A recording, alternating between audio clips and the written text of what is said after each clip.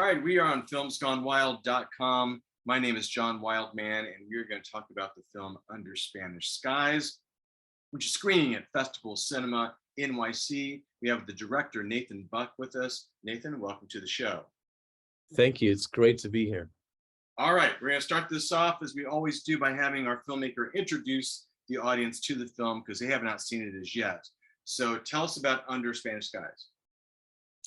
Okay, so Under Spanish Skies is it's a feature dramatic thriller, and it tells the story of a recently widowed woman who invites her two best friends to her remote desert, kind of very isolated finca farm in the middle of Spain for a weekend. And when the two friends arrive at the finca, she reveals to them that she and her deceased husband had a pact whereby if one of them passed away, the other would end their life as well. And so the friends suddenly realize that, and she tells the friends that after this weekend, she's going to end her life. And the friends have basically 48 hours to convince her not to do it. And as they say, hijinks ensue. Right, yeah. You know what I really appreciated about the film is it reminded me of films that used to populate theaters in the 70s, that where it was an idea, and grown-up people talking, dealing with the dilemma, or coming together, and it was a drama based on ideas and discussion and conversation, and and with stakes that that were dramatic, or what have you. It's not something we see all the time now, in a world of Batmans and Spider-Mans and Star Wars things. And we don't get how many stories had we seen prior to the pandemic of the decline of the mid-budgeted drama via studios, because they just didn't see a profit in it in the same way, right? And so I really liked Under Spanish Skies because of that, because they're going, oh, so we've got grown-ups talking about shit, and things are happening, and it seems to me that you are a student of film, and that you wrote this and created it and had a sense of things that had gone before. I'm going to guess you've got a decent Criterion collection of films and things like that. But I would love for you to start off talking about that, about what goes into the creation of a film when what has happened before, what has been created before. What the the filmmakers that we take our cues from, what they've done before. And so therefore that's kind of in the back of your mind when you're setting up shots and when you're building the script. I would love for you to discuss that a little bit. Sure. Well, that you're spot on. That's definitely, you got my profile. When I was in my 20s, I was I was a Bergman freak, like a lot of people. And I always loved, because Bergman's films were almost always about characters who have known each other for a long time. It's that, so when you get into it, the beginning of the film, at the top of the film, you see these two characters sitting at a table just looking at each other in silence, and you're not sure what it is, but there's something going on. There's a whole, and so that was, for both practical and aesthetic reasons, I knew that that was a very important component of my film, because if you don't have the budget for real pyrotechnics, like car chases and explosions and so on and so forth, then you have to create emotional pyrotechnics. And usually the biggest explosions are the time bombs, the ones that were set by characters 20 years and behind. And and that's what this film is all about. There's a bunch of there are a bunch of time bombs lurking inside these characters. And so, but the thing was that by the time I got to be about 30, I got really burned out by my pretentious obsession with Bergman. And I really, and I remember kind of saying to myself, I will never make a Bergman film, it's never going to happen.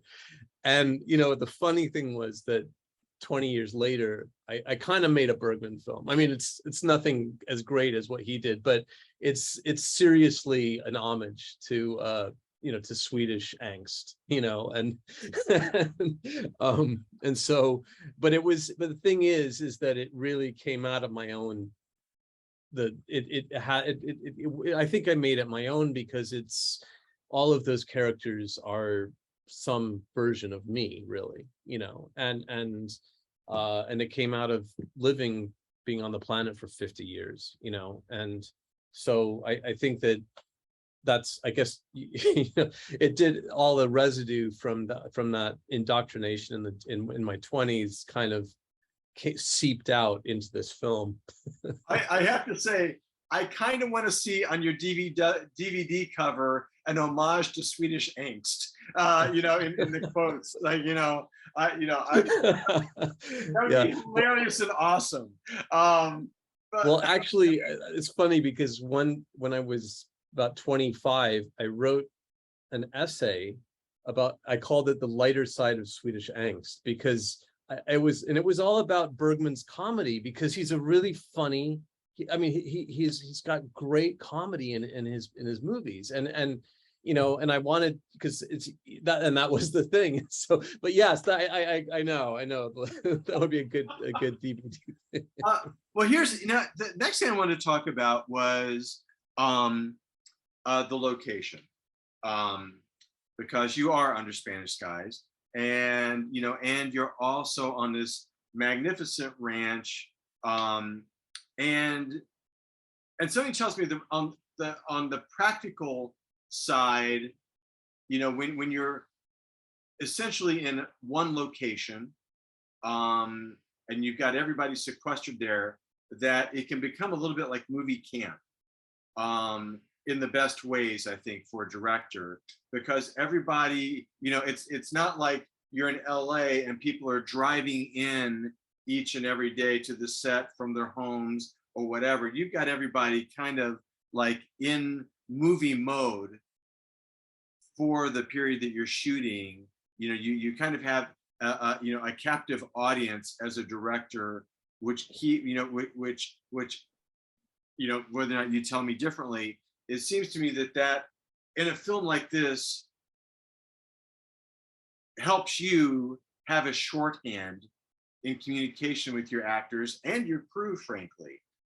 Talk about that and tell me if I'm way off base or not. No, that's absolutely right. In fact, really, when the first sort of idea incarnation of the film was, we were going to make it for like $5,000 and just go down there with our DSLR cameras, and I would shoot it myself, with some friends. All of us my wife and I have 2 kids. At the time they were 8 and 11 years old. And the actress who plays Beth, the blonde Swedish actress, she and her husband, who's the composer, had 2 kids, also 8 and 11.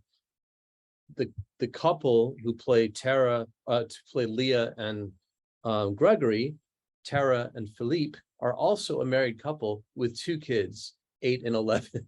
And the producer, Christina Mallet, also has 2 kids, 8 and 11. And so the idea was, none of us can afford to, send our kids away for a month. So we're going to bring them with us. And we hired a babysitter, to kind of help us.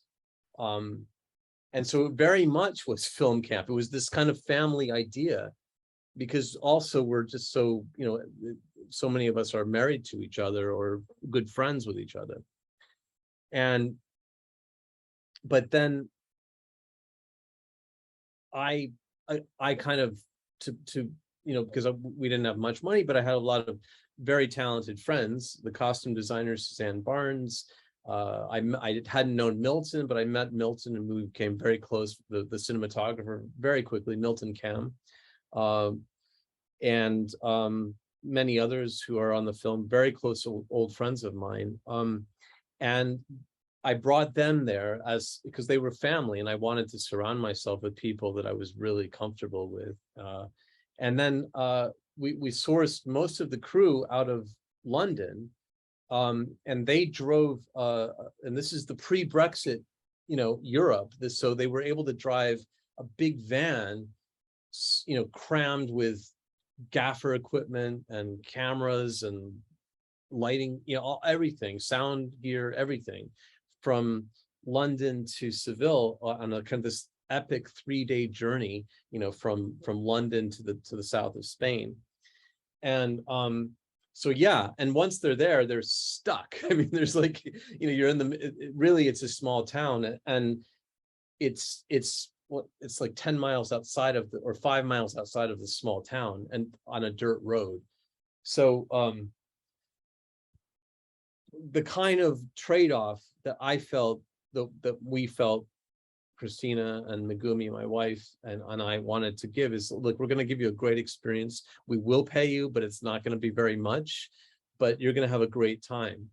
And that's really what happened. And I, they really, there was this sort of camaraderie. And because I was in my crazy tube, I wasn't able to partake in much of it, because I was just so, I was kind of passing out right after I got back, and I'd sleep for 4 hours and I'd get up again and do it again. But I heard that there were great parties, I heard about these great parties. I wasn't part of them, but, and that's, and I was really grateful for that. And our kids, again, had this really crazy, great time, splashing around in a pool nearby the main location. Well, I mean, it's one of those things that I don't think people talk about a lot when they discuss, the differences between making independent film and making a studio production, where you're a work for hire, kind of situation. And, but when you're in, when you're in this, when you've manufactured this kind of scenario, you have that buy-in to everybody, from the person doing craft services to your lead actor, because it does kind of become a mission, right? It's like everybody's going, we're doing this thing and we're all in it. Yeah. And so therefore, as a director, you'll get some random ass suggestions from people, but it's because they're enthusiastic about it. And and I know for myself, when I'm in those moments, I'm thrilled to death, because I know, all right, I've got a team, and like I said, sometimes those random ass suggestions are kind of batshit crazy. But I would much rather have that than have someone who's going, okay, you got me here for 8 hours, and my rate is this, and here I've done this thing, and I'm already checking my watch, or I'm looking at my phone, because I just don't give a shit. I'm doing what you're filming in the middle of the city, and they've got a dinner engagement uptown, like, and it, or a party to go to, and then where there was no place to go. It was just you have to have fun with yourself. Exactly. Yeah. No, it was the complete opposite of what you're describing there. Yeah, that's right. All right, now let's talk about let's go into the next aspect, the next thing, which is editing this film, because again, you're dealing with, I mean, the nuances that you have to play out because of revelations that are made, and and plot twists. They're not plot twists like explosions and car races and car crashes and shit. It's plot twists that come because somebody has told a secret that they were holding this entire time. You go, I'm sorry, what? This whole time I thought this, what? Yeah. And so now when you're in the editing bay, you've got to make sure that stuff plays correctly. Otherwise, it falls down like a house of cards. So talk about your process working through there. Sure.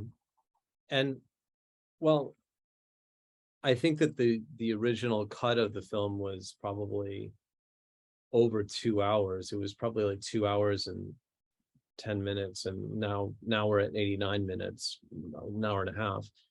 I want to stop you really quickly, because we did the last interview, we really talked about this, and I always find this hilarious because I've gone through this myself. Assembly cuts are just the biggest nightmare in the world as a writer director, aren't they? Sure. Because Yes. you watch it and you go, what happened to my beautiful movie? What I was there on the set. I was the one who's setting up the scenes. What is this? This is not what I created. It's very humbling. It's very humbling. It's yes, you're absolutely right. I mean, that's luckily I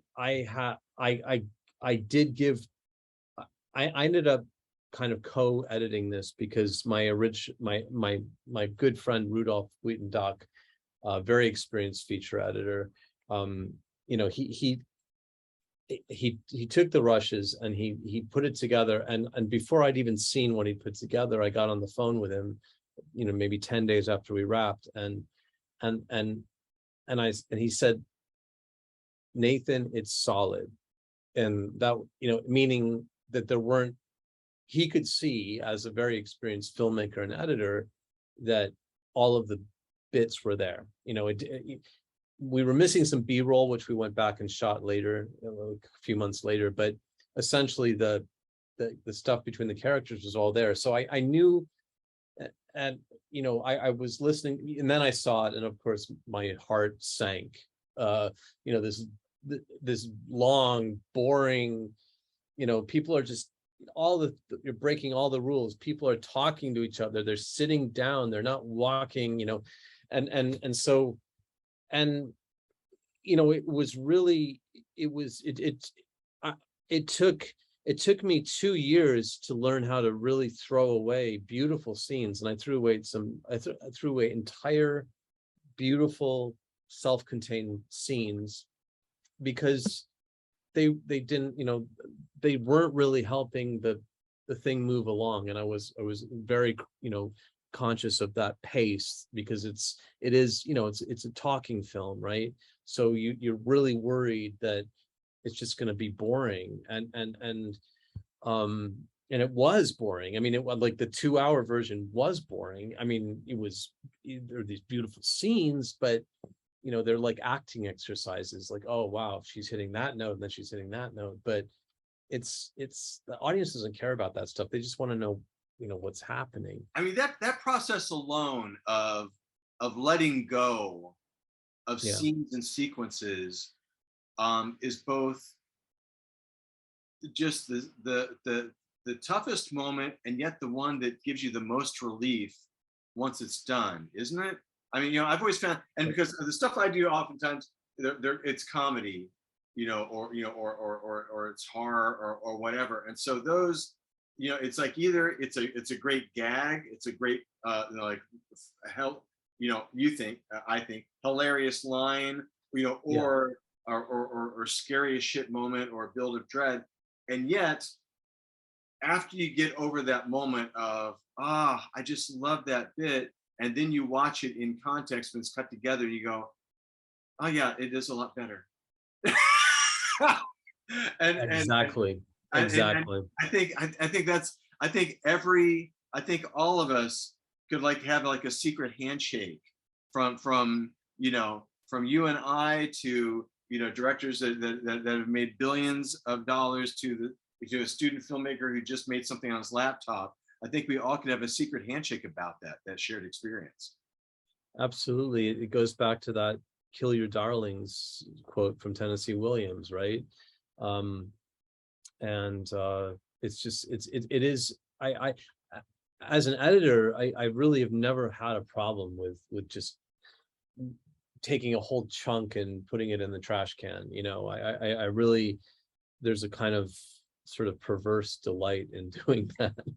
you know because I do believe, it's that idea of like, the integrity of your underlying work because of what's not there. you know like, I heard this story about Picasso and how he took 10,000 strokes to do this bull, and then he said, no, it's not good enough. So then he took 1,000 strokes, then 500, then 100, and then finally he just paints the bull with one long stroke, right? But it took, to get to that ability for that one stroke, you had to boil it down from all of those little strokes. And I think, and so I know what's not there, and I know that there's sort of that almost black reverse energy, or like there's sort of, you know what I'm trying to say. It's just like, it's the pull of that which is missing, which gives weight to the stuff that is left, in a way. Right. But here's the final question I have for you, because of the type of movie that this is. Um, and I know you've been going through the film festival tour with it, so you've had an opportunity to see it with some audiences, audiences that are not related to you, audiences that are not friends of yours, so people that don't know you from hole in the ground, they don't know you, and so you're watching the film, and it's, again, it's not a comedy with very obvious gags and pratfalls, whatever. It's not an action film with amazing, like, big ticket moments. It's not a horror film with scary shit. So therefore, it's a different kind of audience reaction. And so I would love for you to talk about, what is giving you the biggest joy watching the film with an audience, reaction wise, since you don't have those obvious harbingers of they all laughed or they all gasped or they all did this. So with a film like this, you're in the back of the theater, you're going to give a Q&A, whatever, but you're watching it for the umpteenth time yourself, so you're kind of scanning the audience and listening to them and feeling their energy.